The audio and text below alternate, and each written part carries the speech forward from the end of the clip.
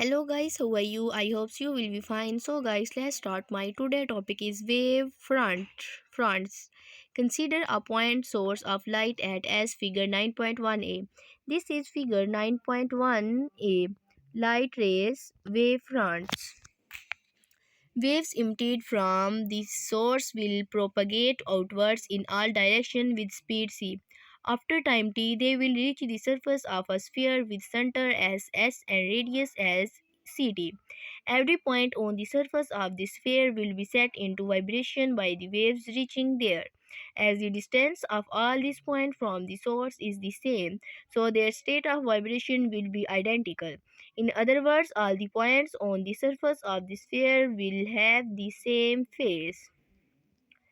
Such a surface on which all the points have the same phase of vibration is known as wavefront. Thus, in case of point source, the wavefront is spherical in shape.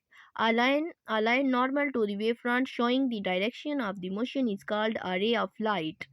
With time, the wave moves further, giving rise to new wavefronts. All these wavefronts will be concentric spheres of increasing radii as shown in figure 9.1a. Thus, the wave propagates in space by the motion of the wavefronts. The distance between the consecutive wavefront in one wavelength, it can be seen that as we move a bit at greater distance from the source. The wavefront are parts of spheres of very large radii. A limited region taken on such a wavefront can be regarded as a plane wavefront. Figure 9.1b. This is figure 9.1b. Spherical wavefronts A and plane wavefronts B spaced a wavelength apart. The arrows represented rays, wavefronts and rays. For example, light from the sun reaches the earth in a plane wavefront. In the study of interference and diffraction, plane waves are plane and diffraction and plane wavefronts are considered a usual way to obtain a plane wave is to place point source of light at the focus of a convex lens. The rays coming out of the lens will constitute plane waves. Do you know small segments of large spherical wavefronts approximate a plane wavefront? And my next topic is Huygens principle.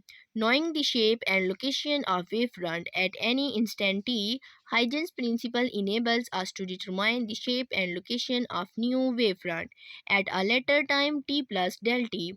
This principle consists of two parts. First is every point of wavefront may be considered as a source of secondary wavelets which separated out in forward direction with a speed equal to the speed of propagation of the wave. And second is the new position of the wavefront after a certain interval of time can be found by constructing a surface that touches all the secondary wavelengths. The principle is elucidated in figure 9.2a. This is figure 9.2a. This is figure 9.2a. Huygens construction for determining the position of the wavefronts AB and CD. After a time interval t, A prime B prime and C prime D prime are the new position of the wavefronts. This is figure 9.2a. Spherical wavefront. B prime B as at origin there is S point A and A prime. Del C del T. AB represented the wavefront at any instant t. To determine the wavefront at time t plus del t, draw secondary wavelets with center at various points on the wavefront AB and radius as c del t, where c is the speed of the propagation of the waves as shown in figure 9.2a. This is figure 9.2a. And The new wavefront at time t plus del t is a prime b prime, which is a tangent enveloped to all the secondary wavelets. Figure 9.2b shows a similar construction for plane wavefront. This is figure 9.2b.